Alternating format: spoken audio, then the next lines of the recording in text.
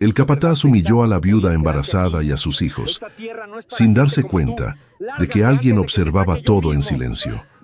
Bajo el sol ardiente de la hacienda, ella estaba arrodillada sobre la tierra seca, con sus dos hijos aferrados a su ropa, mientras el capataz señalaba con el dedo ordenándole que se marchara antes del anochecer. Embarazada, sin dinero, sin ningún lugar a donde ir, él decía que una viuda no tenía valor en esas tierras.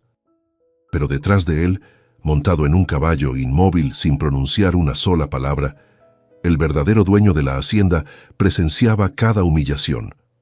Y lo que hizo después cambió el destino de esa familia para siempre. Ahora te pregunto, si estuvieras en el lugar del hacendado, ¿intervendrías de inmediato o dejarías que el capataz mostrara hasta dónde era capaz de llegar con su crueldad? Quiero leer tu opinión en los comentarios. Porque todo comenzó aquella tarde en que el silencio del campo fue quebrado por una sola frase cruel. Ramiro no tuvo piedad al arrojar o cántaro de agua contra la tierra seca, rompiendo el único alivio que Carmen había conseguido tras caminar leguas bajo el sol abrasador de San Miguel. Con un gesto gélido, le ordenó que empacara sus pocos harapos y abandonara la pequeña choza de adobe antes de que la sombra de los cerros se tragara el valle por completo. Para él, una mujer con el vientre abultado y dos huérfanos a rastras no era más que un estorbo que consumía raciones sin aportar el sudor necesario para la zafra de este año. La sentencia estaba dictada por una voz que no conocía la compasión, marcada por la arrogancia de quien se siente dueño de la vida ajena en esos parajes olvidados de la mano de Dios. El desprecio en su mirada era un muro infranqueable contra cualquier súplica. Carmen sintió que el mundo se encogía hasta volverse una mota de polvo bajo sus rodillas, que ahora ardían por el contacto con la arena caliente y las piedras filosas del camino. Apenas habían pasado 60 días desde que el cuerpo de su esposo fuera bajado a la fosa común, víctima de un derrumbe que le arrebató hasta el nombre y su sustento. El luto que vestía no era solo una prenda negra descolorida por el sudor y el tiempo, sino una carga invisible que le impedía respirar con normalidad frente a la mirada despectiva del capataz.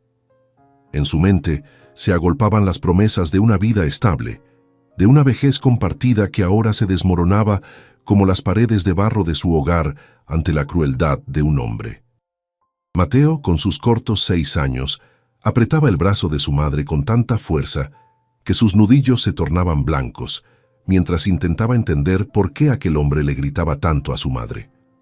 La pequeña Lucía, escondida entre los pliegues de la falda de Carmen, sollozaba en un silencio absoluto, una lección de miedo que la vida rural le había enseñado demasiado pronto para su tierna edad.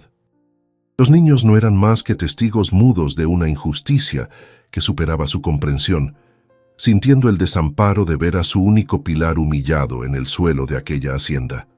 El aire viciado por el polvo y la tensión parecía asfixiarlos, convirtiendo el espacio abierto en un callejón sin salida donde solo reinaba el desprecio de Ramiro hacia su evidente fragilidad. El capataz caminaba en círculos alrededor de ellos, golpeando sus pesadas botas de cuero contra el suelo con una cadencia amenazante que recordaba al acecho de un animal hambriento sobre su presa indefensa.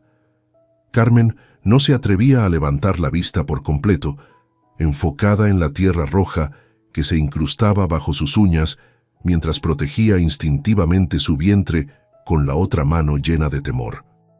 La humillación pública era un espectáculo que Ramiro disfrutaba plenamente, sintiendo que su poder crecía con cada lágrima contenida de la mujer que permanecía de rodillas ante él sin poder defenderse. No había nada más bajo que este trato, una exhibición de fuerza bruta contra alguien que no tenía nada más que perder excepto la dignidad que aún intentaba sostener en medio de la miseria. Una mujer sola en el campo es como un terreno baldío que solo cría maleza, escupió Ramiro con una sonrisa torcida que dejaba ver sus dientes amarillentos por el tabaco y el desdén. Sus palabras eran dardos que buscaban la herida más profunda del alma, cuestionando el valor de Carmen como ser humano, ahora que su marido no estaba para protegerla de los lobos. Le gritó que la hacienda no era un orfanato ni un refugio para viudas que no sabían hacer otra cosa más que parir hijos que pronto pedirían pan que nadie daría. Cada frase era una bofetada moral, una forma de decirle que su existencia era un error contable en los libros de la finca, una carga pesada que debía ser eliminada de inmediato. Ella recordaba perfectamente cada piedra que su difunto esposo había colocado en los cimientos de esa humilde choza, trabajando bajo la luna después de jornadas agotadoras para asegurar un techo digno. El adobe, mezclado con paja y el sudor de un hombre honrado, era el testimonio de un amor que Ramiro ahora pisoteaba con su indiferencia ante el sacrificio ajeno y el luto. Para el capataz, aquel refugio no era más que madera vieja y barro seco que podía ser entregado a un peón nuevo con mayor capacidad de trabajo y menos problemas. Carmen sentía que, al expulsarla, también estaban borrando la memoria del hombre que amó, condenándolo a un segundo olvido mucho más cruel y definitivo que la propia muerte física en el desierto. De pronto, Carmen sintió un espasmo punzante en la zona lumbar que se extendió hacia su vientre, recordándole que la vida dentro de ella no entendía de plazos ni de desalojos inhumanos. El bebé se movió con una violencia inusual, como si percibiera desde el vientre el peligro y la angustia que rodeaban a su madre en ese descampado seco y polvoriento. Ella cerró los ojos y apretó los labios con fuerza para no soltar un quejido que Ramiro usaría como prueba de su debilidad extrema para las duras labores. El sudor frío le recorría la espalda mientras intentaba calmar el latido acelerado de su corazón, rezando en silencio para que su cuerpo resistiera la presión emocional de ese enfrentamiento tan desigual. La sombra de Ramiro se proyectaba sobre ellos de forma alargada, cubriendo a Carmen y a sus hijos como una manta de oscuridad que parecía querer borrarlos del mapa de San Miguel. Él se inclinó hacia adelante, invadiendo el espacio personal de la mujer con una arrogancia que solo poseen aquellos que nunca han conocido el hambre o la verdadera soledad del alma. Sus dedos señalaban con furia hacia el horizonte, hacia el camino de tierra que se perdía entre los matorrales secos, indicando que ese era el único destino posible para ellos. El capataz no veía a una mujer embarazada ni a unos niños hambrientos, solo veía un obstáculo logístico que debía ser removido antes del anochecer, sin importar las consecuencias. En el suelo, junto a los pies descalzos de Mateo, yacía un pequeño juguete de madera tallado por su padre, una figura tosca que el niño había dejado caer en su susto. Carmen observó el objeto con una lucidez dolorosa, dándose cuenta de que esas pequeñas pertenencias eran lo único que los anclaba a una realidad que alguna vez fue amable y segura.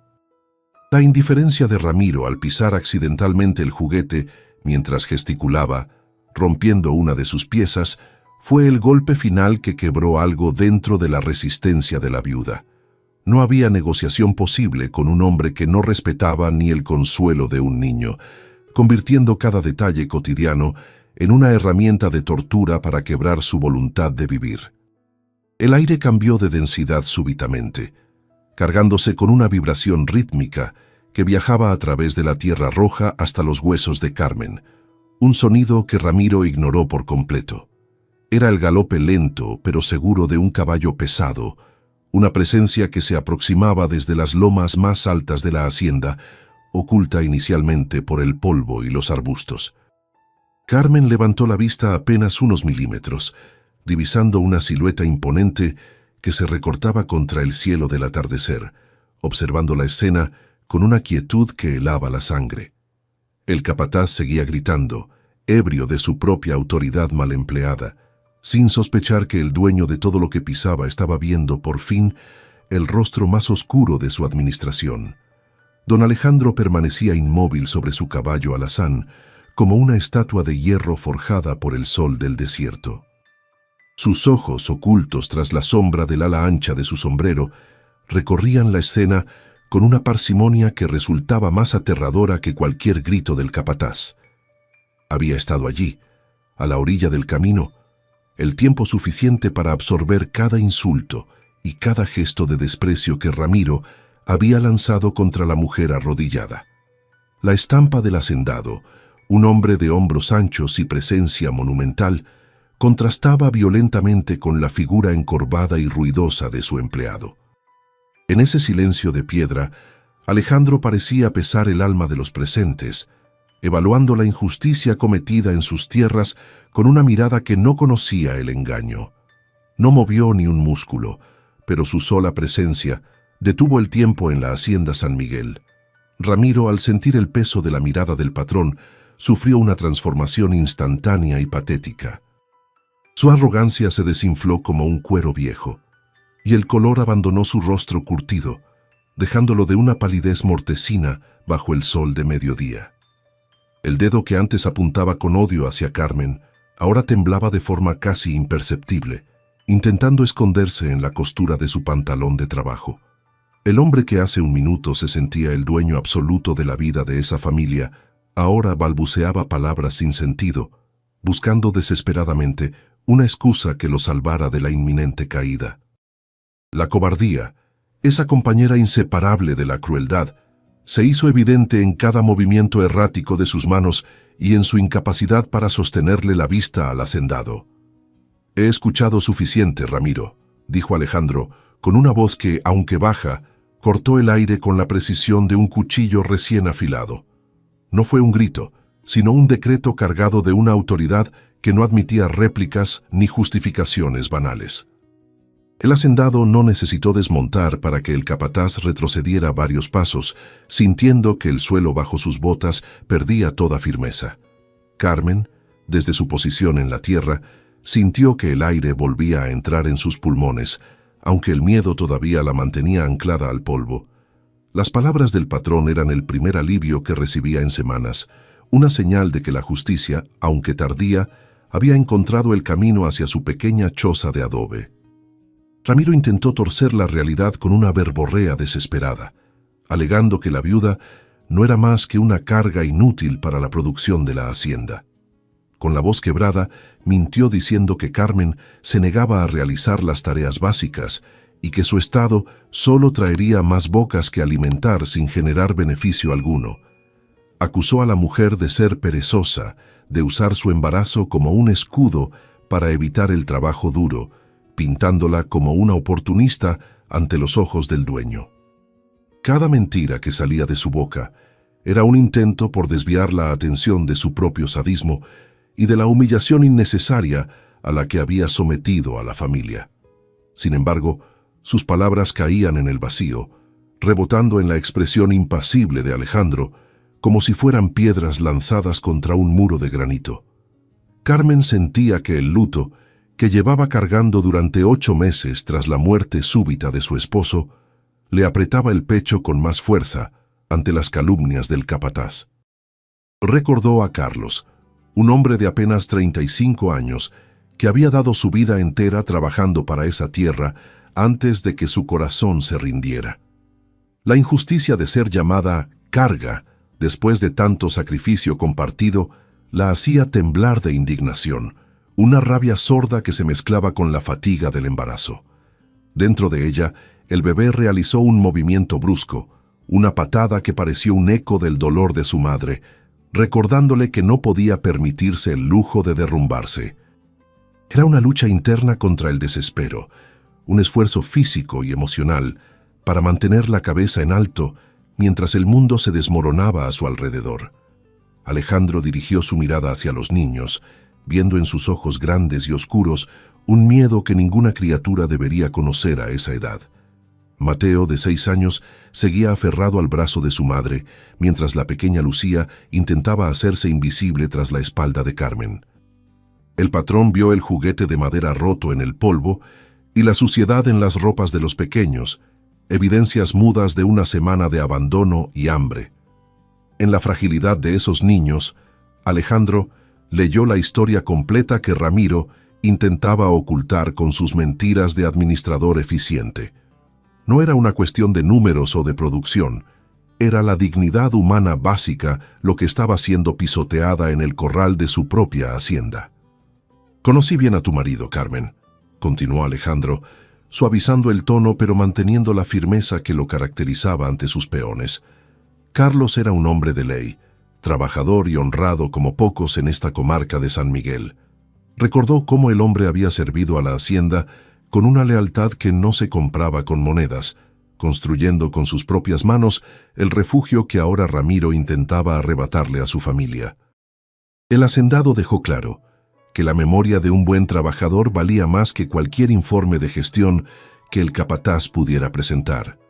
En ese reconocimiento público, Carmen sintió que la sombra de su esposo volvía a protegerla, dándole un lugar legítimo en una tierra que intentaba expulsarla como si fuera una extraña.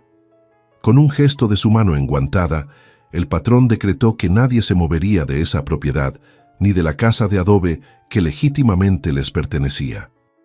Esta casa es tuya, Carmen, ganada con el sudor y la lealtad de tu familia durante años, sentenció Alejandro ante el asombro de los peones que observaban de lejos. Ordenó que se respetara el luto de la viuda y que no volviera a faltarles sustento mientras él fuera el dueño de esas tierras del norte. No fue solo un acto de caridad, sino la restitución de un derecho que había sido ignorado por la codicia y el abuso de poder de un mal administrador.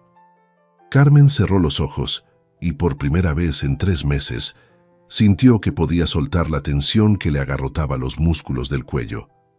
Alejandro volvió su atención hacia Ramiro, cuya figura parecía haberse encogido bajo la condena moral de su superior. Le informó que su tiempo como capataz de la hacienda San Miguel había terminado en ese mismo instante, sin derecho a liquidación ni a recomendaciones. «Tu crueldad es una mancha que no toleraré en mis tierras», dijo el hacendado, con una frialdad que heló los huesos del hombre que antes se creía invencible. Le ordenó que empacara sus pertenencias y abandonara la región antes de que el sol terminara de ponerse tras los cerros áridos. La humillación que el capataz había intentado imponer a Carmen se volvió ahora contra él, despojándolo de toda autoridad y respeto en presencia de aquellos a quienes había tiranizado. El hacendado finalmente desmontó, un movimiento ágil que demostraba su vigor a pesar de los años que cargaba sobre los hombros. Se acercó a Carmen, no para juzgarla, sino para ofrecerle una mano firme que la ayudara a levantarse del polvo que tanto la había castigado. Al tocar la piel rugosa del patrón, la viuda sintió que la temperatura del desierto se volvía más soportable, como si la decencia humana hubiera traído consigo una sombra protectora. Mateo y Lucía, al ver que el gigante de a caballo era un aliado, se soltaron de la ropa de su madre, mirando con curiosidad al hombre que acababa de cambiar su destino. El ambiente pesado y seco de la tarde pareció aclararse, dejando espacio para un aire nuevo que prometía algo más que simple supervivencia en la hacienda. Carmen se puso de pie con una lentitud que nacía más del asombro que del cansancio físico, sintiendo cómo la mano de don Alejandro era un ancla de firmeza en medio de su tempestad personal. Sacudió su falda con movimientos mecánicos, viendo cómo el polvo de San Miguel, ese mismo polvo que Ramiro había usado para humillarla, caía ahora como una cáscara vieja que ya no la definía. Sus ojos, antes nublados por el miedo, encontraron en el rostro del hacendado una serenidad que le devolvió, por un instante, la noción de ser tratada como una persona y no como una herramienta rota. El silencio de los campos circundantes parecía haber cambiado de tono. Ya no era un vacío amenazante, sino una pausa necesaria para que la dignidad volviera a ocupar su lugar legítimo en aquel pedazo de tierra árida y castigada. Don Alejandro dirigió una mirada gélida hacia los peones que observaban la escena desde las sombras de las bodegas, asegurándose de que el mensaje de justicia quedara grabado en la memoria de la hacienda. Sin levantar la voz, ordenó que 2 hombres trajeran raciones frescas de la troje y leña seca para el fogón de la casa de adobe, dejando claro que Carmen no volvería a pasar una noche de hambre bajo su amparo. Su voz profunda y cargada de una determinación que no admitía cuestionamientos, restableció el orden que la crueldad de Ramiro había intentado corromper con sus abusos cotidianos. Los trabajadores, acostumbrados al látigo verbal del antiguo capataz, se movieron con una eficiencia nacida del respeto y no del terror, reconociendo que la voluntad del patrón era absoluta y justa en ese rincón del norte. Ramiro comenzó a alejarse hacia los límites de la propiedad, con la espalda encorvada por el peso de una derrota que no esperaba sufrir ante una viuda sin recursos. Sus pasos, que antes golpeaban el suelo con la prepotencia del que se sabe impune, eran ahora arrastrados y erráticos, levantando una estela de polvo que el viento del desierto se encargaba de disipar rápidamente. No hubo despedidas ni miradas de simpatía por parte de sus antiguos subordinados. El vacío que dejaba su ausencia era el mayor juicio que la comunidad de la hacienda podía dictar sobre su gestión. Carmen lo vio marcharse sin odio, sintiendo apenas una extraña paz al comprender que la sombra que la había asfixiado se desvanecía en el horizonte, llevándose consigo la maldad que casi destruye su futuro y el de sus hijos. Mateo y Lucía, al ver que el hombre imponente no era una amenaza, se acercaron a su madre con una curiosidad que reemplazaba gradualmente el llanto contenido de la mañana. Lucía tomó la mano de Carmen y la apretó contra su mejilla, buscando el calor familiar que la protegiera de los restos de angustia que aún flotaban en el aire caliente de la tarde. Mateo, por su parte, miró al hacendado con una mezcla de respeto y fascinación, reconociendo en aquel desconocido al protector que su padre ya no podía ser desde el silencio de la tumba. Los niños, con esa capacidad única de sanar a través de la presencia, recordaron a Carmen que cada sacrificio valía la pena si ellos podían caminar por el corral sin el temor constante de ser expulsados. Don Alejandro se acercó al pequeño Mateo y con un gesto de una humanidad inesperada recogió el juguete de madera roto que yacía olvidado en la tierra roja de la entrada. Lo observó con detenimiento, reconociendo el trazo tosco pero amoroso de Carlos, y se lo entregó al huercó con una mirada que prometía que las cosas rotas en esa casa comenzarían a sanar. No hubo discursos de caridad ni promesas vacías, sino la entrega de un objeto que simbolizaba la restitución de la infancia que Ramiro había intentado arrebatarles con su sadismo gratuito. Carmen sintió que ese pequeño acto de bondad era más elocuente que cualquier escritura legal, confirmando que don Alejandro no solo era dueño de la tierra, sino un guardián de la decencia en su propio territorio sagrado. En el rincón más profundo de su pecho, Carmen agradeció a Carlos, imaginando que su espíritu trabajador había guiado los ojos del patrón hacia ese rincón olvidado de la hacienda en el momento justo. El luto que vestía, aunque seguía siendo una marca de dolor por el hombre que se fue demasiado pronto, se sentía ahora menos pesado, como si la lealtad de su esposo fuera un escudo invisible. Sabía que la vida que llevaba en su vientre era el legado más fuerte de aquel amor, una promesa de futuro que ahora tendría un suelo firme donde echar raíces sin el temor de la exclusión social. El recuerdo de su marido, antes una fuente de llanto amargo, se transformó en una luz suave que iluminaba el camino hacia la puerta de su propia casa de adobe. La choza de adobe se alzaba frente a ellos, humilde y desgastada por el clima inclemente, pero imbuida de una dignidad que el capataz nunca pudo entender con su visión estrecha. Carmen observó las paredes que Carlos había levantado con paciencia, mezclando el barro con sus sueños de una familia próspera que ahora, por fin, estaban protegidos por la palabra del patrón. Las grietas en la fachada no eran signos de decadencia, sino cicatrices de una lucha por la permanencia que ella estaba dispuesta a continuar con cada fibra de su ser materno. El hogar, que hace unas horas parecía una prisión a punto de ser demolida por la injusticia, se convirtió nuevamente en el santuario donde criaría a sus hijos con la frente muy en alto. El sol comenzó su descenso final tras las cumbres áridas de los cerros, pintando el cielo de San Miguel con tonos púrpuras y naranjas que parecían celebrar la llegada de una justicia necesaria.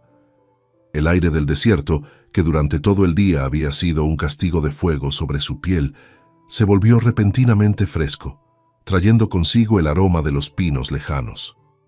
Carmen respiró hondo llenando sus pulmones con esa fragancia de libertad que solo se siente cuando se ha estado al borde del abismo y se encuentra un camino de regreso. La naturaleza misma parecía haberse aliado con su resistencia silenciosa, calmando el ardor de sus rodillas y dándole la fuerza necesaria para cruzar el umbral hacia una nueva realidad de paz. Don Alejandro montó nuevamente su alazán, pero antes de partir, reiteró que un administrador de su confianza vendría al día siguiente para asegurarse de que Carmen tuviera lo necesario para su bienestar. Le aseguró que su estado de embarazo sería respetado por todos en la hacienda y que su única preocupación de ahora en adelante sería criar a sus hijos lejos de la codicia. Carmen asintió con una gratitud que no necesitaba palabras, viendo en la figura del hacendado a un hombre que entendía que la verdadera grandeza se mide por el trato a los más humildes. El caballo relinchó con impaciencia y el patrón partió hacia la casa grande, dejando tras de sí un silencio fértil que prometía una cosecha de dignidad para la valiente viuda.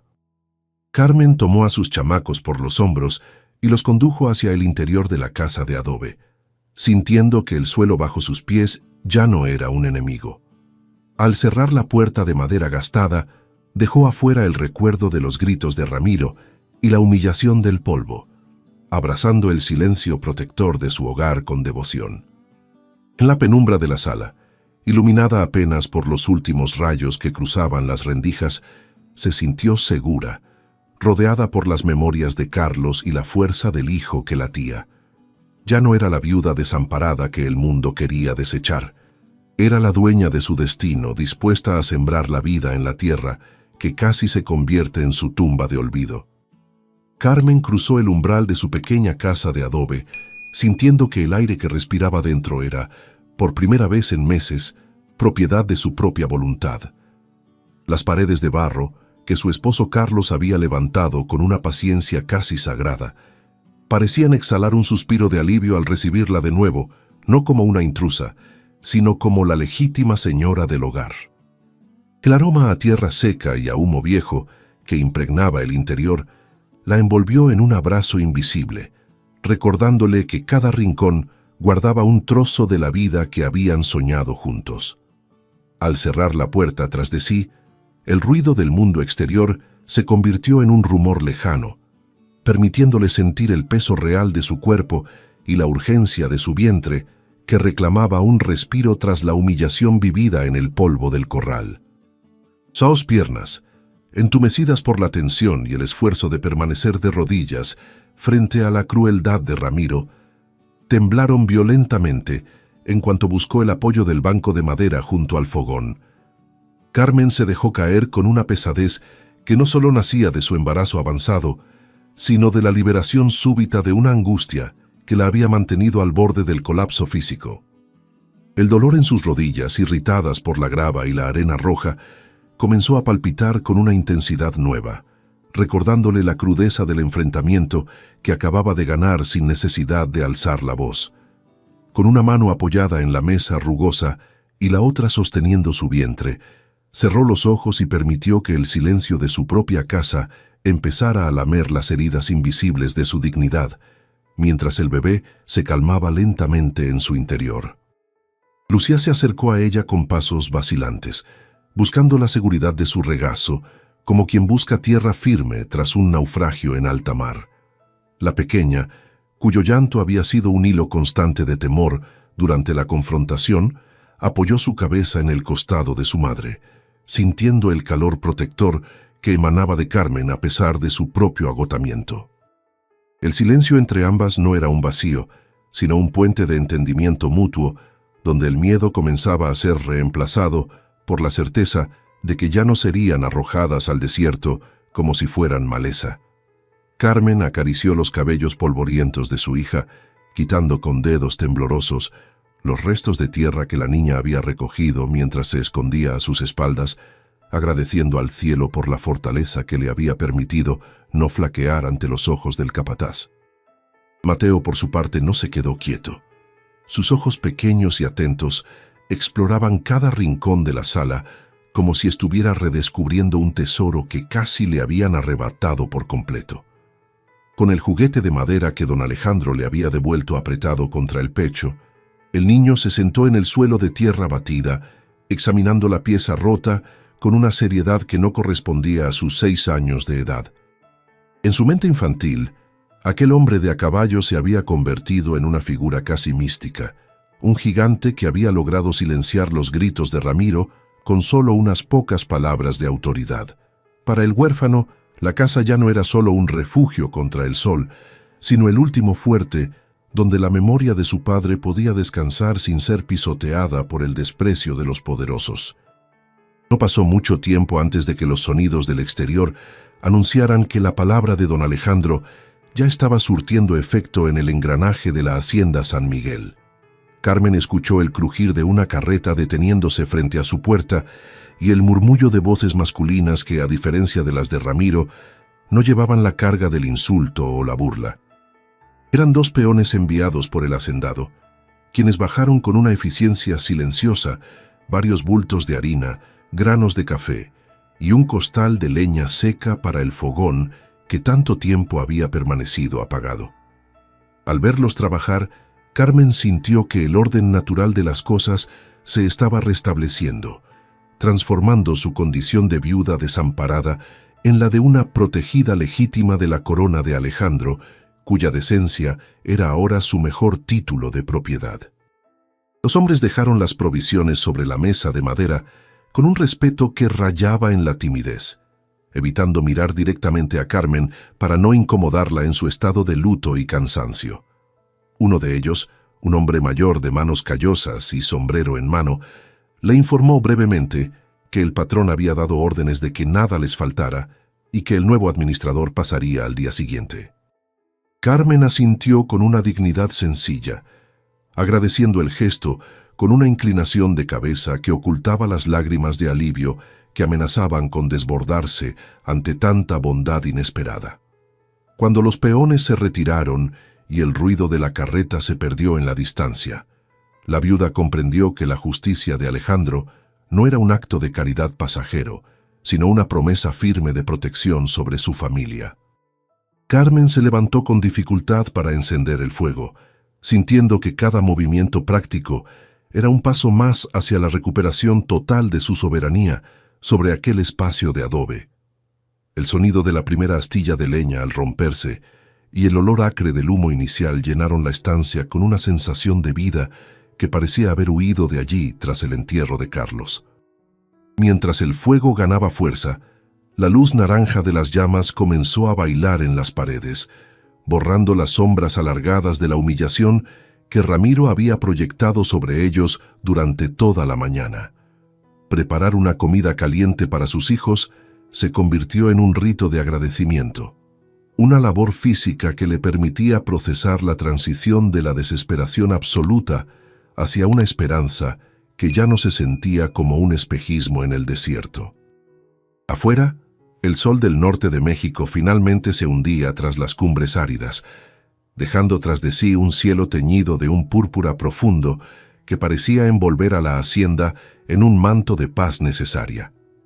El calor opresivo del día cedía paso a la frescura nocturna del altiplano, trayendo consigo el aroma de la tierra seca, que se preparaba para recibir la humedad que el viento prometía. Carmen observó por la ventana abierta cómo el horizonte se tragaba los restos de la jornada, sintiendo que con la luz que se iba, también se marchaba para siempre la influencia nefasta del capataz que casi los destruye. La oscuridad que ahora avanzaba no era temible, sino un refugio natural, donde sus hijos podrían cerrar los ojos sin el temor constante de ser despertados por el ruido de un desalojo injusto. El recuerdo de Carlos volvió a su mente mientras revolvía la olla sobre el fogón, pero esta vez el dolor de su ausencia no llegó acompañado de la amargura de la injusticia social. Imaginó a su esposo sonriendo desde algún rincón del campo, sabiendo que su lealtad al patrón Alejandro había servido de escudo para la mujer que amaba y para los hijos que no llegaría a conocer por completo. Carmen sintió que el vínculo con el difunto se fortalecía a través del cumplimiento de su promesa de darle un hogar a su descendencia, un deber que ahora ella cargaba con una firmeza renovada por la intervención del hacendado. La casa de adobe era, en esencia, el cuerpo físico de esa lealtad familiar, un espacio donde el pasado de sacrificio y el futuro de esperanza se encontraban bajo la luz de las brasas. Los niños comieron en silencio, disfrutando de la primera comida caliente y abundante que probaban en lo que parecía una eternidad de raciones escasas y miedo constante. Lucía se quedó dormida casi de inmediato, con un trozo de pan todavía en la mano, agotada por la descarga emocional de un día que había comenzado con amenazas y terminado con protección. Carmen la cargó con cuidado hasta el jergón del cuarto, sintiendo la fragilidad de sus huesos y la ternura de su respiración pausada, jurándole en silencio que nunca más permitiría que nadie la humillara por su condición de huérfana. Mateo se quedó sentado junto al fuego mirando las llamas con una fijeza pensativa, mientras su madre se preparaba para enfrentar la noche con la certeza de que el desierto, por fin, había dejado de ser un enemigo para ellos. Carmen se sentó frente al rescoldo del fogón, dejando que el calor de la ceniza mitigara el frío que siempre se filtraba por las rendijas del adobe al caer la noche en el desierto. El silencio que habitaba la estancia ya no era el vacío punzante que la acompañó durante los meses de desprecio bajo el mando de Ramiro. Ahora, cada sombra proyectada en la pared parecía narrar una historia de resistencia silenciosa, de una victoria que no necesitó de armas, sino de la simple verdad de su existencia. Sus manos, antes crispadas por el temor, descansaban sobre su regazo con una laxitud que le resultaba ajena tras tanto tiempo de guardia constante. La casa, aunque humilde y marcada por la erosión del tiempo, recuperaba su condición de fortaleza inexpugnable contra la injusticia que soplaba afuera, entre los matorrales secos. El aroma del café de olla, endulzado con un poco de piloncillo que los peones habían dejado entre las raciones, empezó a llenar el aire, trayendo consigo recuerdos de mañanas más luminosas. Era un olor que evocaba la presencia de Carlos, una fragancia que se mezclaba con el sudor honesto y la tierra fértil de los días en que el futuro no era una amenaza. Carmen sorbió el líquido caliente con parsimonia, sintiendo cómo el calor descendía por su garganta y templaba el ánimo que el frío de la tarde había intentado quebrar. No era solo alimento para el cuerpo, sino un bálsamo para el espíritu que había estado sediento de un gesto de humanidad básica en medio de la aridez social. En esa pequeña taza de barro se concentraba la primera promesa cumplida de una justicia que por fin dejaba de ser un concepto lejano. Con movimientos pausados para no despertar a los niños, Carmen comenzó a acomodar los costales de granos y la harina en la pequeña alacena de madera que Carlos había construido con restos de cedro. Cada bulto que movía era un peso menos en su conciencia, una garantía de que el hambre no llamaría a su puerta en las próximas semanas de su difícil gestación. La textura áspera del yute bajo sus dedos le recordaba que la providencia, encarnada en la figura monumental de Alejandro, había decidido mirar hacia su rincón olvidado. No había lujo en ese ordenamiento, solo la necesidad satisfecha de una madre que sabe que sus crías tendrán lo necesario para crecer sin el estigma de la mendicidad. Cada gesto de organización era una plegaria de agradecimiento silenciosa, una forma de sellar el compromiso con la vida. La figura de don Alejandro permanecía grabada en su mente como una aparición necesaria en el momento más oscuro de su humillación pública. Carmen meditaba sobre la naturaleza de ese hombre, alguien que poseía el poder de destruir o de sanar con una sola palabra emitida desde la altura de su caballo alazán. Era raro encontrar en esas tierras del norte a un hacendado que se detuviera a observar la miseria de una viuda con la atención de quien busca la verdad y no solo la obediencia. El respeto que le había mostrado no era lástima, sino el reconocimiento de una deuda de honor con la lealtad de un trabajador que ya no podía defender a los suyos. Esa distinción marcaba una diferencia abismal en el alma de Carmen, dándole un motivo para creer que el orden del mundo era justo, Se acercó al jergón donde Mateo dormía profundamente, todavía aferrado al juguete de madera que el patrón le había devuelto en un gesto de ternura inesperada. Con un paño humedecido en agua fresca, Carmen limpió con suavidad las huellas de polvo y lágrimas que aún manchaban el rostro del niño, eliminando los restos de la batalla emocional del mediodía. El contacto de la tela húmeda sobre la piel joven era un acto de sanación mutua, una forma de lavar la suciedad de la injusticia que los había salpicado a todos por igual. Mateo no se despertó, pero un suspiro de alivio escapó de sus labios pequeños, como si en el sueño finalmente hubiera encontrado el refugio que la realidad le había negado. Carmen lo cubrió con la vieja manta de lana, sintiendo que su protección estaba cumplida. El peso de su vientre se hizo notar con una puntada sorda cuando intentó enderezarse, recordándole que el tiempo de la espera estaba llegando a su fase más crítica y delicada. Carmen se llevó la mano a la zona lumbar, frotando el músculo agarrotado, mientras intentaba respirar con profundidad para disipar la neblina del cansancio físico acumulado. El bebé dio un vuelco lento, un movimiento que se sintió como una ola pesada recorriendo su interior de lado a lado, reclamando su propio espacio en la quietud de la noche. No era dolor, sino la manifestación física de una responsabilidad que la obligaba a mantenerse firme, a pesar de que sus huesos parecían reclamar un descanso que el desierto rara vez concede. La fatiga era el precio de la supervivencia, una carga necesaria. A través de la pequeña ventana, Carmen observó las luces distantes de las otras casas de la hacienda, preguntándose qué estarían murmurando los demás trabajadores sobre lo ocurrido. Sabía que la caída de Ramiro causaría un revuelo en las galeras, despertando tanto esperanzas como envidias entre aquellos que habían visto su desgracia desde la seguridad de su sumisión.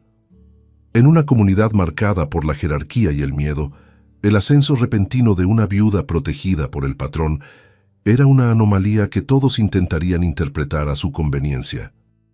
Sin embargo, a ella ya no le importaban las habladurías ni el juicio social de quienes prefirieron callar, mientras ella era humillada en el corral.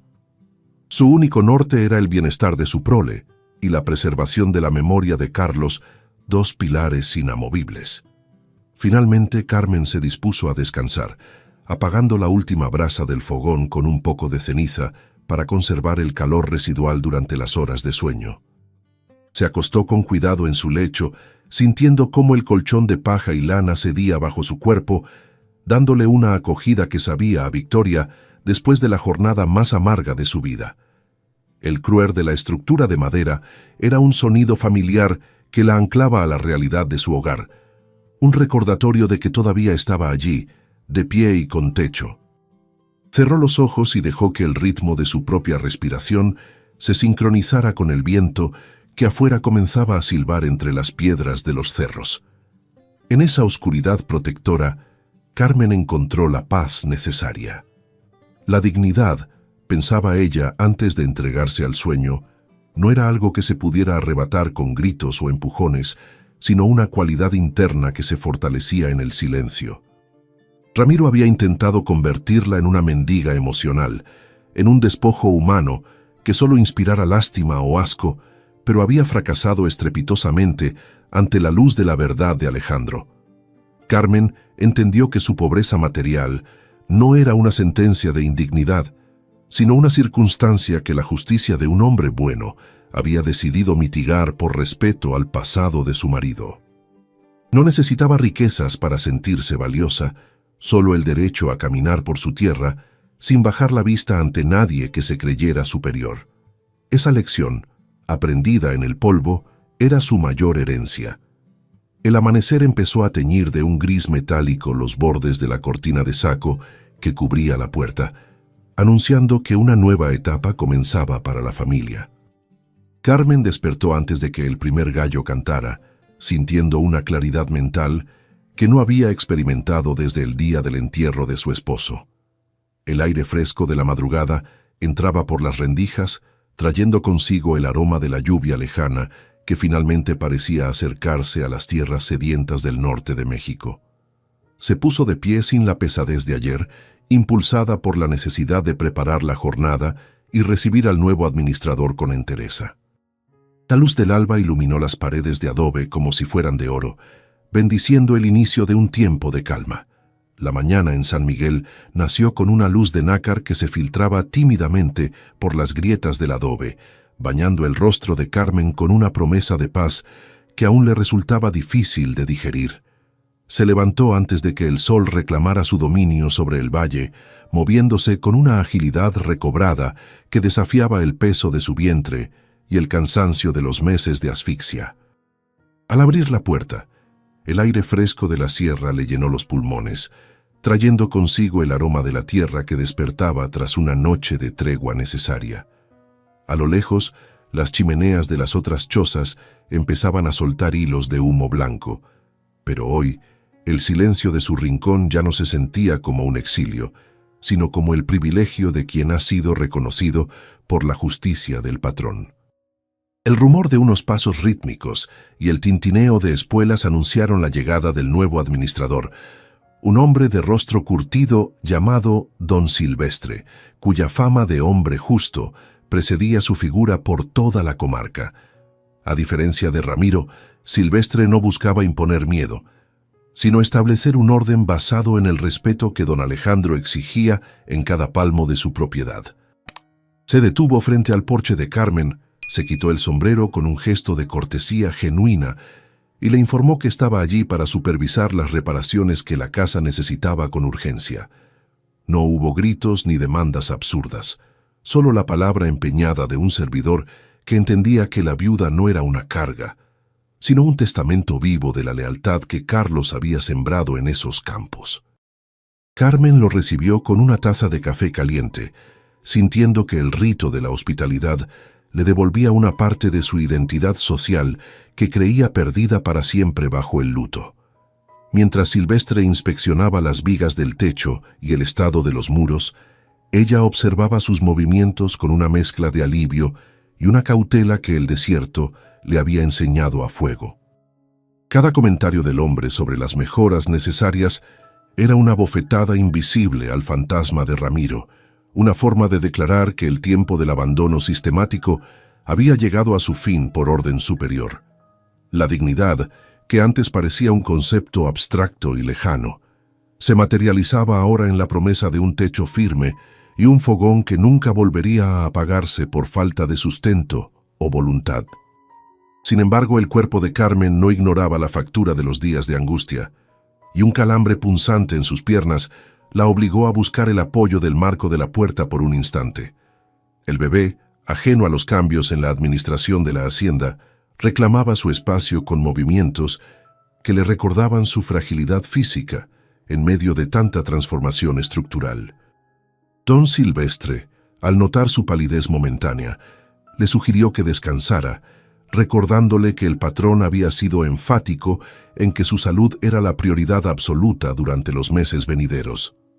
Carmen asintió, agradeciendo la consideración, pero sintiendo la necesidad de estar presente en cada arreglo, como si su vigilancia fuera el sello final que garantizara que la seguridad no era solo un sueño pasajero de una noche de tormenta. En las galeras de la hacienda, las noticias de la caída de Ramiro corrían como el agua tras una represa rota, despertando cuchicheos cargados de una envidia que Carmen podía sentir a la distancia. Algunas mujeres de los peones, que antes evitaban su mirada para no atraer la mala fortuna del luto, ahora la observaban con una curiosidad teñida de un resentimiento sordo y mal disimulado. La indiferencia social, que durante meses fue su única compañía, se transformaba ahora en un escrutinio constante sobre su nueva posición de protegida bajo el ala del hacendado más poderoso de la región. Carmen entendía que el favor de Alejandro era un escudo contra el hambre, pero también un imán para las sombras de quienes preferían verla arrodillada en el polvo que caminando con la frente en alto. Mateo y Lucía, ajenos a las tensiones políticas de los adultos, encontraron en la llegada de don Silvestre una nueva fuente de asombro y juegos entre los bultos de materiales que empezaban a amontonarse. El niño seguía de cerca al administrador imitando sus pasos con una seriedad que provocaba una sonrisa melancólica en el rostro de su madre, quien veía en él los gestos de un Carlos pequeño. Lucía, más retraída, se dedicaba a limpiar con un trapo viejo las piedras del fogón, participando a su manera en la reconstrucción del hogar que casi pierden ante la codicia. Para ellos, el mundo había dejado de ser un lugar de susurros temerosos para convertirse nuevamente en un espacio de posibilidades, donde el nombre de su padre se pronunciaba con el orgullo de la herencia protegida. Mientras removía algunas herramientas viejas en el rincón del cobertizo para hacer espacio a la nueva madera, Carmen encontró una pequeña caja de metal oxidada que pertenecía a su esposo. Al abrirla con dedos temblorosos, descubrió un puñado de semillas de maíz criollo que Carlos había guardado celosamente para la siembra que nunca llegó a realizar debido al accidente. Ese objeto simbólico, oculto bajo el polvo de la desidia de Ramiro, fue para ella un mensaje directo del pasado, una orden silenciosa de que la vida debía continuar brotando de esa tierra. Apretó las semillas contra su pecho, sintiendo la textura seca y la promesa de vida que contenían, jurándose que cada grano sería plantado en honor a la memoria de quien levantó esas paredes de barro. La tarde avanzó con el sonido constante del martilleo y el roce de la sierra, una música industrial que Carmen encontraba extrañamente reconfortante tras meses de un silencio cargado de amenazas. No era el ruido del caos, sino el de la reparación concienzuda de un espacio que había sido herido por la negligencia y el desprecio hacia la viuda gestante. Se sentó a la sombra del gran mezquite, observando cómo los hombres de Silvestre trabajaban con una dedicación que rara vez se veía en las tareas rutinarias de la gran hacienda. En ese momento de quietud, comprendió que el peso del futuro ya no recaía únicamente sobre sus hombros cansados, sino que había una red invisible de decencia humana sosteniéndola contra la gravedad de la miseria. Una duda pequeña, como una espina enterrada en el alma, cruzó por su mente al pensar en qué pasaría si don Alejandro cambiaba de parecer o si la fortuna del patrón sufría un revés. El desierto le había enseñado que nada era permanente, ni el dolor más profundo ni la alegría más brillante, y que la seguridad absoluta era un espejismo que solo los necios perseguían con fervor. Carmen sacudió la cabeza para alejar esos pensamientos oscuros, aferrándose a la calidez del sol en su piel y a la realidad de los bultos de comida que llenaban su alacena. Debía aprender a habitar el presente con la misma firmeza con la que Carlos clavaba los postes de la cerca, sin mirar más allá del horizonte que sus propias manos podían alcanzar a proteger. El sol empezó a buscar el refugio de los cerros, alargando las sombras de los trabajadores que se preparaban para retirarse hasta el día siguiente tras una jornada de avances significativos. Don Silvestre se despidió con una inclinación de cabeza, asegurándole que el techo quedaría terminado antes de que las primeras lluvias de la temporada golpearan con fuerza el Valle de San Miguel. Carmen se quedó sola en el porche, viendo cómo el polvo levantado por los caballos se asentaba lentamente en el camino que ahora le pertenecía por derecho y no por lástima. El aire traía un frescor que prometía una noche de sueños tranquilos, mientras en su interior el nuevo hijo descansaba, esperando el momento de nacer en una casa que finalmente olía a futuro y a madera recién cortada. El martilleo constante sobre el techo de la casa de adobe se convirtió en el latido de una nueva vida para Carmen, una música que borraba los insultos de Ramiro. Cada clavo enterrado en la madera nueva era una declaración de permanencia en una tierra que intentó expulsarla sin miramientos ni rastro de humanidad. Las vigas, antes podridas por la desidia y el paso de los años, ahora sostenían no solo el peso de las tejas, sino la esperanza de una mujer que había aprendido a no esperar nada de nadie. La casa dejaba de ser una ruina para transformarse en un santuario de dignidad, un espacio donde el pasado de dolor empezaba a ser cubierto por capas de protección y respeto. Carmen observaba el trabajo de los hombres de Silvestre con una serenidad que nacía de la certeza de que la justicia, aunque lenta, había decidido anclarse en su umbral de barro. La primera lluvia de la temporada cayó sobre San Miguel con una furia purificadora, lavando el polvo rojo que durante semanas había asfixiado los pulmones de la pequeña familia. Carmen se quedó de pie bajo el porche renovado, sintiendo el olor dulce y metálico de la tierra mojada que subía desde los surcos del campo como un aliento de vida recobrada. El agua ya no se filtraba por las rendijas del techo como antes. Las tejas nuevas cumplían su promesa de mantener a sus hijos secos y calientes en el interior de la choza. Era un bautismo necesario para la propiedad, un momento en el que el cielo parecía sellar el pacto de protección que don Alejandro había iniciado desde su imponente montura. El sonido del aguacero contra el adobe era un recordatorio constante de que la intemperie ya no era su dueña absoluta. Sin embargo, el alivio de la casa reparada no borraba por completo la frialdad de las miradas que Carmen recibía cuando se acercaba al pozo comunitario de la hacienda por las mañanas. Las otras mujeres, esposas de peones que aún temían la sombra de la jerarquía, se apartaban con un silencio que pesaba más que las piedras del camino real. En sus rostros se leía la envidia de quienes no entendían por qué una viuda desamparada había recibido el favor directo del patrón mientras ellas seguían viviendo bajo el yugo de administradores menores. La exclusión social era ahora un muro invisible pero tangible, una barrera de cuchicheos y gestos de desprecio que buscaban castigar la suerte de quien solo había pedido justicia básica. Carmen llenaba sus cántaros sin decir palabra, aceptando que el precio de su seguridad era la soledad entre la multitud. El esfuerzo de cargar el agua, a pesar de la ayuda de Mateo, le provocó a Carmen una presión sorda en el bajo vientre que la obligó a detenerse a mitad del trayecto hacia su hogar. El peso del bebé parecía haberse multiplicado en las últimas horas, recordándole que su cuerpo era el campo de batalla donde se libraba la lucha más importante por la continuidad de su estirpe. Sintió un sudor frío recorriéndole la frente mientras se apoyaba en el tronco seco de un mezquite, intentando respirar con calma para que el espasmo no se convirtiera en una amenaza real.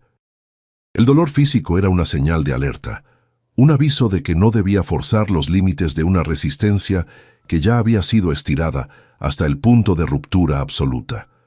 Con la mano firme sobre su vientre, esperó a que la ola de malestar pasara. Al llegar a casa, Carmen buscó la pequeña caja de metal donde guardaba las semillas de maíz criollo que Carlos había dejado como su último testamento silencioso antes del accidente. Con un azadón viejo y la ayuda del pequeño Mateo, comenzó a limpiar el pequeño terreno detrás de la choza, preparándolo para recibir la vida que esas semillas prometían. Cada golpe contra la tierra era un acto de fe, una forma de honrar el sudor de su esposo y de asegurar que sus hijos no dependieran únicamente de la caridad del patrón. No buscaba una gran cosecha para el mercado, sino el sustento básico que les diera la soberanía sobre su propia mesa y su propio hambre en el futuro.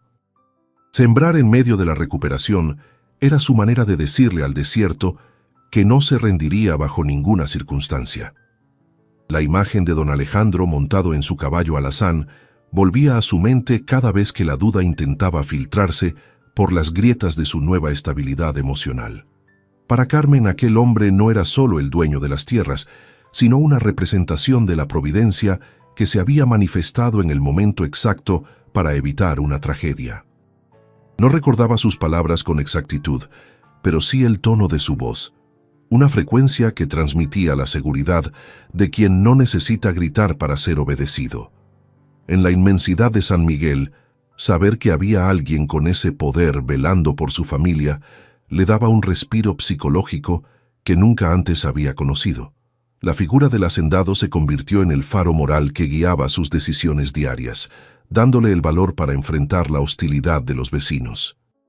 Una tarde, mientras tendía la ropa limpia bajo el sol ya más suave, Carmen vio acercarse a doña Mercedes, una vecina que solía ser la mano derecha de las calumnias de Ramiro. La mujer traía consigo un pequeño envoltorio con tortillas calientes, un gesto de acercamiento que Carmen recibió con una mezcla de sospecha y cortesía distante y madura. Mercedes intentó hablar sobre lo injusto que fue el anterior capataz, buscando quizás limpiar su propia conciencia ahora que el poder había cambiado de manos en esa parte de la hacienda. Carmen la escuchó sin interrumpir, pero con una mirada que dejaba claro que no olvidaba quiénes le habían dado la espalda cuando el polvo del corral la asfixiaba.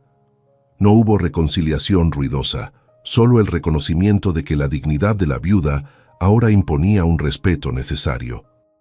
El cambio en los niños era lo que más reconfortaba el alma de Carmen durante esos días de reconstrucción y siembra silenciosa en las tierras de San Miguel. Mateo ya no caminaba con los hombros encogidos, ni buscaba esconderse cada vez que escuchaba el galope de un caballo en la cercanía de su pequeña casa de adobe.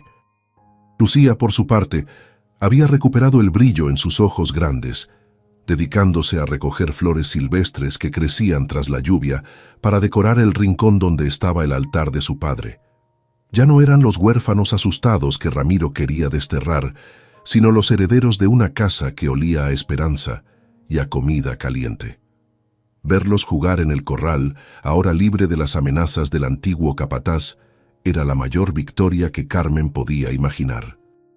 Al caer la noche, cuando el silencio se adueñaba de la llanura y solo se escuchaba el canto de los grillos, Carmen solía quedarse despierta, pensando si todo esto no era un sueño. El miedo a que la realidad de Ramiro volviera a reclamar su espacio era una sombra persistente que solo se disipaba al tocar la textura sólida de las paredes reparadas. Se preguntaba si su fuerza sería suficiente para criar a 3 hijos en un mundo que, aunque ahora amable, seguía siendo un desierto implacable para los que no tenían nombre.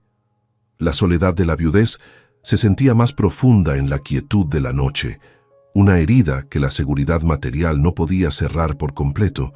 En la oscuridad buscaba la mano de Carlos en el vacío del lecho, encontrando allí su motivación. Don Silvestre pasó a visitarlos una vez más, antes de finalizar la semana, trayendo consigo un pequeño rollo de alambre para asegurar el corral de las cabras prometidas por el patrón. Su trato era siempre profesional y directo, evitando cualquier familiaridad innecesaria, pero manteniendo un tono de respeto que Carmen valoraba más que cualquier discurso emotivo o caridad pública. Le informó que los trabajos de carpintería estarían concluidos para el lunes, y que a partir de entonces ella solo tendría que preocuparse por su propia salud y la de sus pequeños hijos.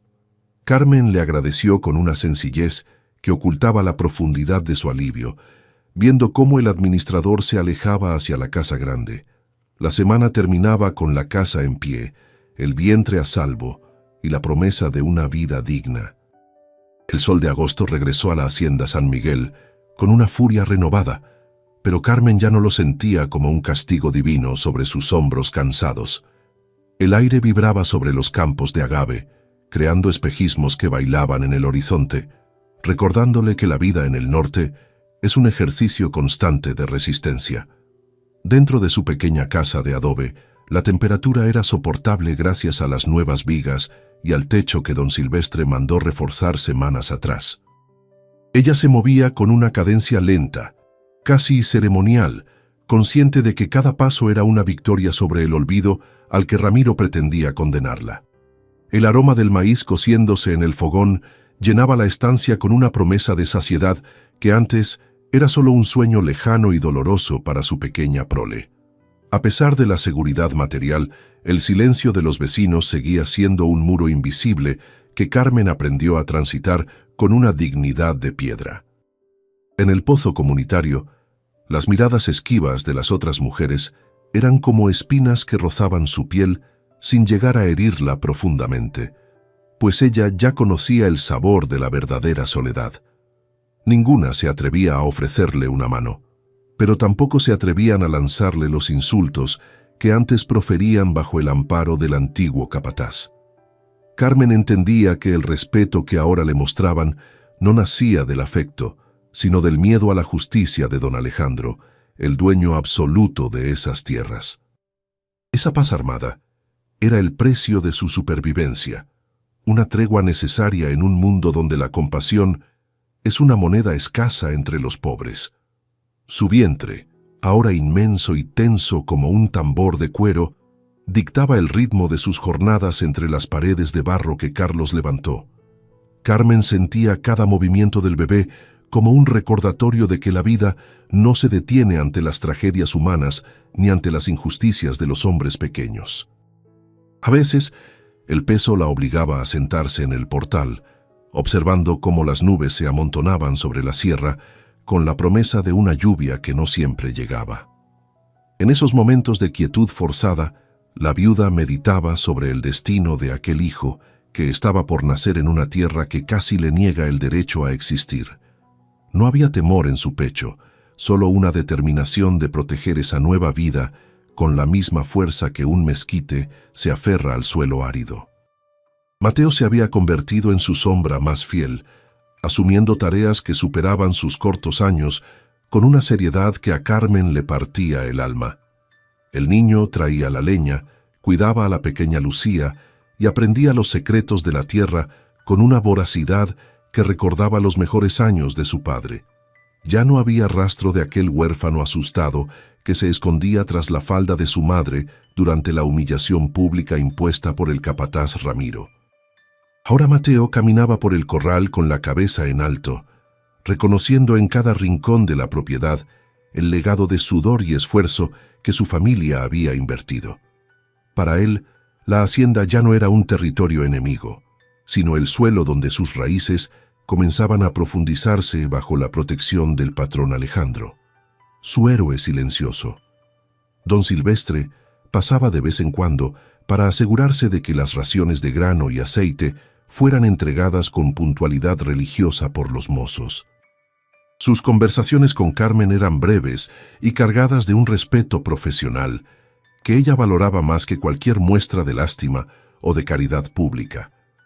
El nuevo administrador nunca mencionaba a Ramiro, como si el nombre del antiguo capataz fuera una mancha que el tiempo y la justicia de Alejandro hubieran borrado.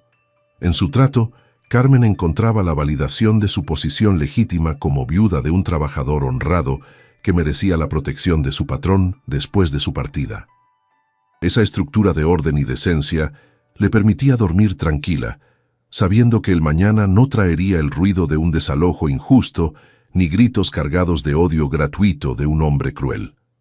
Las noches eran el momento en que el recuerdo de Carlos se volvía más nítido, no como una pena que asfixia, sino como un cimiento sólido. Carmen hablaba con el aire, contándole a su esposo ausente los progresos de Mateo y la salud de la pequeña Lucía, imaginando que él escuchaba. El altar que improvisó con una fotografía vieja y flores secas era el centro espiritual de la casa de adobe, un punto de encuentro entre lo que fue y lo que vendrá. Sentía que el sacrificio de su marido no había sido en vano, pues su lealtad sirvió para que el dueño de San Miguel extendiera su mano protectora. En la penumbra de la estancia, el luto se transformaba en una armadura de honor que la definía ante el mundo como una mujer de valor incalculable y resistencia eterna. La inmensidad de la hacienda San Miguel se extendía más allá de lo que la vista podía alcanzar, pero para Carmen, su universo era ese perímetro de adobe. No envidiaba la casa grande con sus balcones de hierro ni las riquezas de don Alejandro, pues entendía que su tesoro estaba en la paz recobrada. La dignidad que había rescatado del polvo del corral era una riqueza que no se podía contar con monedas de plata, sino con la tranquilidad de sus hijos. Cada puesta de sol sobre los cerros áridos era una plegaria de gratitud por haber sobrevivido a la tormenta emocional que casi la despoja de su humanidad. En ese rincón del norte, la viuda humillada se había convertido en la señora absoluta de su propia resistencia silenciosa, cuidando la vida que florecía en su vientre. Sin embargo, una tarde, un peón desconocido se acercó al lindero de su terreno para entregarle un mensaje que le devolvió por un instante el frío al pecho. Eran noticias de que Ramiro había sido visto en un pueblo cercano, despotricando contra el patrón y jurando que regresaría para cobrar las ofensas sufridas. Carmen sintió un espasmo en el vientre, no de dolor físico, sino de ese instinto de alerta que nunca termina de dormir del todo en el desierto mexicano. Aunque sabía que la protección de Alejandro era absoluta, la sombra del pasado era un espectro difícil de desterrar de la mente de una madre gestante. Se obligó a respirar hondo, apretando el azadón contra la tierra, negándose a permitir que el miedo volviera a dictar el ritmo de sus latidos y su esperanza. Decidió no contarle nada a los niños para no manchar la alegría que ahora habitaba sus rostros. Pero esa noche Carmen reforzó la tranca de madera. El silencio del campo, que antes le resultaba reconfortante, se llenó de ruidos imaginarios que la mantuvieron en vela durante las primeras horas de la madrugada. Escuchaba el silbido del viento entre los magueyes y lo confundía con el susurro de voces conspiradoras, sintiendo que su vulnerabilidad física era el eslabón débil. Pero al mirar a Mateo y Lucía durmiendo en paz, la fuerza regresó a sus huesos con una intensidad que la sorprendió a ella misma.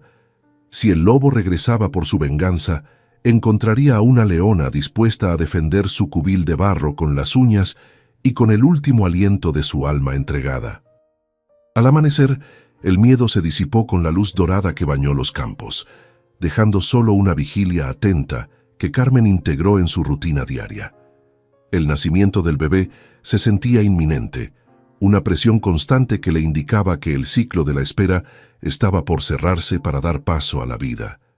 Preparó los paños limpios y el agua caliente, siguiendo los consejos que la vieja partera de la hacienda le había dado en una visita solidaria. La casa de adobe estaba lista para recibir al nuevo integrante, un niño que nacería libre de las deudas del pasado y bajo un amparo justo. Carmen miró hacia el camino real, viendo la figura de don Alejandro cabalgando a lo lejos, recordándole que no estaba sola en esa lucha por la dignidad. Las contracciones llegaron con el primer resplandor de una luna de plata que parecía vigilar la soledad de la hacienda San Miguel. Carmen sintió que el mundo se abría en dos, una presión insoportable que nacía en su espalda y se enroscaba en su vientre como una soga de fuego que le quemaba la razón. Se aferró al borde de la mesa de madera, esa misma mesa donde ahora reposaban las raciones que la justicia de don Alejandro le había devuelto tras la infamia de Ramiro. El silencio de la noche rural se llenó con su respiración entrecortada, un sonido rítmico que marcaba el inicio de la batalla final por la vida que cargaba. Fuera, el desierto callaba, ajeno al milagro y al dolor que se gestaba entre las paredes de adobe que Carlos levantó con tanto amor, esfuerzo y sacrificio. Mateo despertó al escuchar el primer quejido sofocado de su madre, viendo en la penumbra la figura de Carmen encorvada bajo el peso del esfuerzo inminente del parto. El niño, que ya no era el pequeño asustado del corral, entendió sin necesidad de palabras que el momento del nacimiento había llegado finalmente a su humilde hogar de barro. Con una madurez nacida de la pura necesidad, encendió la última vela de cebo y se acercó a su madre, ofreciéndole su brazo pequeño pero firme para ayudarla a llegar al jergón de paja. La fragilidad de la escena contrastaba con la fuerza interna que Carmen proyectaba, una leona herida pero lista para dar a luz a su nueva estirpe en medio de la paz recobrada. El miedo de Mateo se transformó en una voluntad de acero absoluto. El dolor era una marea implacable que subía y bajaba, dejándole a Carmen apenas unos segundos de respiro para recordar el rostro de su marido ausente en la penumbra. En partos anteriores, las manos callosas de Carlos habían sido su ancla, su refugio seguro contra el miedo a la muerte, que siempre acecha en los nacimientos aislados del campo.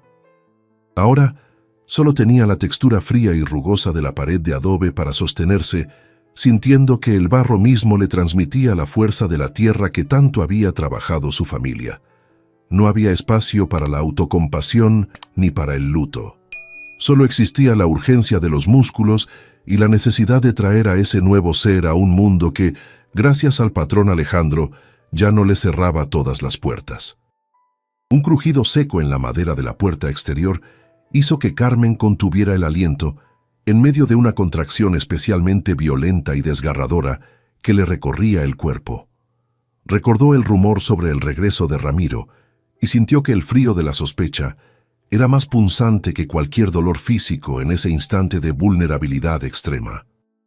¿Sería el antiguo capataz despechado buscando su venganza en la oscuridad, aprovechando que la viuda estaba a merced de su propio cuerpo y de la noche del norte? La incertidumbre era una sombra que bailaba en los rincones de la estancia, alimentada por el parpadeo de la vela y el silbido del viento entre los magueyes cercanos. Carmen apretó los dientes, decidida a que ningún hombre malo manchara el santuario de su hogar recuperado. Mateo, con una valentía que le brotaba del pecho, como un manantial de agua fresca, decidió que no dejaría a su madre sola en manos del destino o de los lobos.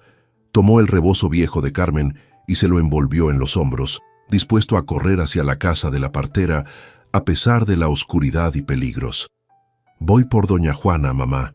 No tengas miedo», susurró el niño antes de deslizarse por la puerta, con la agilidad de una criatura del desierto que conoce cada piedra. Carmen lo vio partir con el corazón en un hilo, rogando a todos los santos que el rastro de Ramiro fuera solo una mentira del viento y que su hijo regresara sano del camino real. La soledad se volvió densa. Sola en la casa, Carmen se dejó caer sobre el lecho de lana, sintiendo que las sombras de la habitación cobraban vida propia bajo el influjo del cansancio y la fiebre. Alcanzó a tocar el juguete de madera de Mateo, aquel que el patrón Alejandro había recogido del polvo con tanta decencia y respeto humano semanas atrás. El contacto con la madera tallada le devolvió la noción de protección divina, recordándole que no era una paria olvidada, sino una mujer con aliados poderosos y dignidad. Cada espasmo era una ola que la alejaba de la orilla de la conciencia, llevándola a un estado de trance donde el tiempo y el espacio se fundían en un solo grito contenido. La casa de adobe era su fortaleza contra el dolor y el olvido. El sonido de unos pasos apresurados y el murmullo de una voz conocida anunciaron el regreso de Mateo junto a la vieja partera, doña Juana, cuya presencia traía seguridad. La anciana entró en el jacal con la autoridad de quien ha visto nacer a media hacienda, organizando el agua caliente y los paños limpios con una eficiencia total. El ambiente cambió de inmediato, pasando del terror solitario a un rito compartido de vida y esfuerzo bajo la luz mortecina de las brasas del fogón. Mateo se quedó junto a Lucía en el rincón, vigilando el sueño de su hermanita mientras la partera tomaba las manos de Carmen, guiándola a través del último tramo del túnel de dolor. La esperanza tenía ahora un rostro arrugado y manos expertas.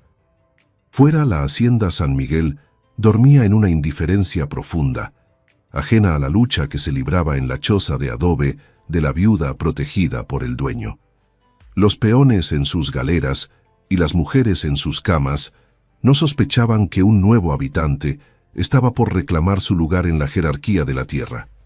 La soledad social que tanto había castigado a Carmen se convertía ahora en su mejor defensa, permitiéndole vivir su milagro sin los ojos juiciosos de quienes prefirieron verla humillada.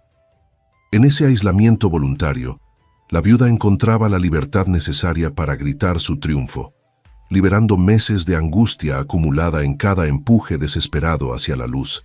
El nacimiento era la respuesta final a los abusos del pasado. Carmen recordó por un segundo el rostro de Ramiro cuando la obligó a arrodillarse en el polvo y comparó ese odio con la fuerza vital que ahora recorría sus venas. Entendió que el capataz nunca pudo humillarla de verdad, porque la vida que ella portaba era un tesoro que ningún hombre cruel podía arrebatarle con palabras o desalojos. Su victoria no estaba en el despido del administrador, sino en la capacidad de seguir floreciendo, a pesar de la sequía moral de los otros y del abandono. Con un último esfuerzo que le drenó hasta la última gota de energía física, sintió que el mundo se detenía por un instante infinito de silencio y expectación sagrada. El cuerpo cedió ante la fuerza de la naturaleza. El primer llanto del bebé rompió el aire viciado de la habitación como un rayo de sol que atraviesa una nube de tormenta, anunciando la llegada del hijo. Era un varón fuerte, de piel rosada y pulmones potentes, que parecía reclamar con su voz todo lo que la injusticia había intentado quitarle a su madre antes. Doña Juana lo envolvió en un paño limpio y se lo entregó a Carmen, quien lo recibió con lágrimas que lavaban el rastro del luto y de la humillación. La viuda besó la frente de su hijo, sabiendo que ese niño crecería en una casa con techo firme, con pan y con la protección de un patrón que supo observar. El ciclo de la miseria se rompía con ese primer aliento de vida. El primer aliento de un huérfano que nace bajo techo seguro pesa más que todo el oro acumulado en la casa grande de la hacienda San Miguel. Carmen sostuvo a su hijo contra el pecho, sintiendo el calor húmedo de la vida nueva, fundiéndose con el sudor frío que aún le recorría la espalda tras el esfuerzo del parto. La estancia de adobe, iluminada apenas por el rescoldo del fogón, parecía haber crecido, convirtiéndose en un templo de barro donde el dolor del pasado se transformaba en una esperanza tangible y ruidosa. No hubo necesidad de grandes anuncios. El llanto vigoroso del niño fue el único decreto que la pequeña familia necesitó para saber que la era de Ramiro y su desprecio había quedado sepultada. La viuda, ahora madre de 3, cerró los ojos y respiró hondo, sabiendo que su mayor resistencia fue simplemente no rendirse ante la injusticia del hombre. El pequeño tenía la misma frente ancha de Carlos y una forma de cerrar los puños que evocaba la terquedad de los hombres de campo que no se doblan ante el viento. Carmen recorrió con la yema de su dedo los rasgos minúsculos de su hijo, viendo en él no solo a un descendiente, sino el triunfo final de una lealtad que ni la muerte ni la avaricia pudieron quebrar. Doña Juana observaba desde el rincón con una sonrisa cansada, reconociendo que ese nacimiento era una anomalía hermosa en una tierra acostumbrada a las pérdidas silenciosas y al abandono de los más débiles. La casa de adobe exhalaba un calor antiguo, el calor de los sueños que un peón honrado sembró con cada ladrillo de barro que levantó para proteger a los suyos. No había sombra de tristeza en esa penumbra, solo el peso real de la continuidad humana. Al salir el primer sol, la luz dorada bañó el corral que antes fue testigo de la humillación, borrando con su brillo las últimas trazas del miedo que Ramiro intentó sembrar. Carmen se levantó del jergón con una precaución instintiva, sintiendo que sus músculos reclamaban un descanso que la vida en el norte rara vez concede a las madres trabajadoras y solitarias. Preparó un poco de atole de maíz para Mateo y Lucía, moviéndose con la precisión de quien sabe que la rutina es el mejor antídoto contra el caos del mundo exterior. El sonido de la leña rompiéndose en el fogón era el compás de una orquesta cotidiana que celebraba la normalidad recobrada tras meses de asfixia emocional y amenazas de desalojo. Los chamacos desayunaron en un silencio sagrado, contemplando al nuevo integrante de la familia, con ojos llenos de una curiosidad que ya no conocía el terror. El rítmico golpe de los cascos de un caballo anunció la llegada de un mensajero enviado por don Alejandro, quien no se detuvo, pero dejó una cesta con provisiones en el lindero. Carmen observó desde la puerta cómo el jinete se alejaba, reconociendo que la vigilancia del patrón era un escudo invisible que se mantenía firme a pesar de la distancia del desierto. No hubo necesidad de encuentros ruidosos ni de discursos de gratitud, pues el pacto entre el hacendado y la viuda estaba sellado con la sangre de la lealtad y el respeto mutuo. La presencia del patrón en el horizonte, aunque fuera solo a través de sus enviados, recordaba a todos en la hacienda que esa casa de adobe no era un terreno baldío para la ambición. La protección era real, sólida como las piedras de la sierra que vigilaban desde lo alto el valle de San Miguel. Mateo se acercó a su madre y le pidió permiso para plantar finalmente las semillas de maíz criollo que su padre había guardado con celo en la caja de metal oxidada. Carmen asintió con una mezcla de orgullo y melancolía, viendo en su hijo mayor la transición de niño a hombre de campo en un solo gesto de voluntad productiva. Juntos caminaron hacia el pequeño huerto trasero, donde la tierra aún conservaba la humedad de la lluvia nocturna, lista para recibir la herencia genética de un hombre trabajador. Cada grano que el pequeño enterraba era un mensaje enviado al pasado, una promesa de que el nombre de Carlos seguiría resonando en el crujir de las hojas verdes cuando llegara la cosecha. No era solo agricultura, era un acto de fe en el futuro de una familia que se negaba a ser borrada. En las galeras de la hacienda, el rumor del nacimiento y de la nueva siembra de la viuda llegó como un viento fresco que despejaba las telarañas de la maledicencia. Algunas mujeres, que antes evitaban a Carmen como si el luto fuera una enfermedad contagiosa, comenzaron a dejar pequeños gestos de reconocimiento cerca de su camino, como pan o hierbas. La indiferencia social se transformaba lentamente en una aceptación forjada por la admiración hacia una mujer que se mantuvo de pie cuando todos esperaban verla caer derrotada. Nadie pedía perdón con palabras, pero el cambio en el trato era evidente en la forma en que bajaban el tono de voz cuando pasaban cerca de los muros.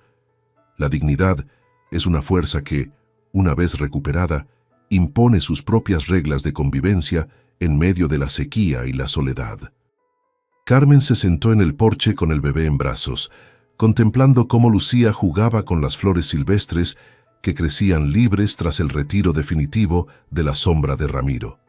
Ya no escuchaba ruidos amenazantes en la maleza, ni temía que el galope de un extraño trajera consigo la orden de un desalojo cruel, motivado por la simple codicia.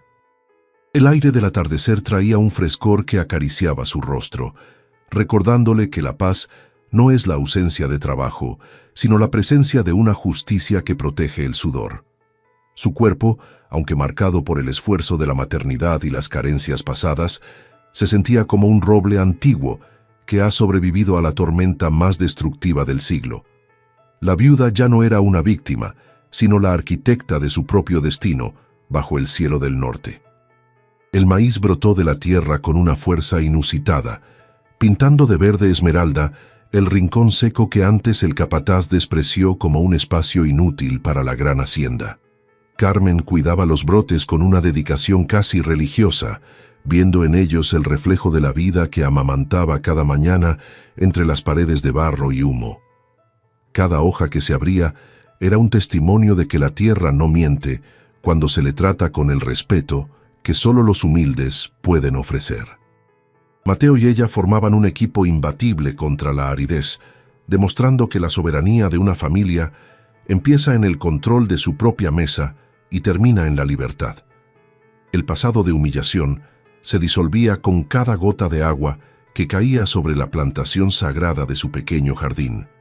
Una tarde, don Alejandro se detuvo nuevamente frente a la casa, pero esta vez no desmontó, limitándose a observar el avance de la siembra y el bienestar de los niños.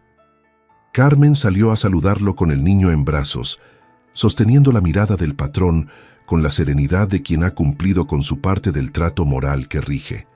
El hacendado se tocó el ala del sombrero en un gesto de reconocimiento mudo, viendo en la figura de la viuda el éxito de su decisión de intervenir.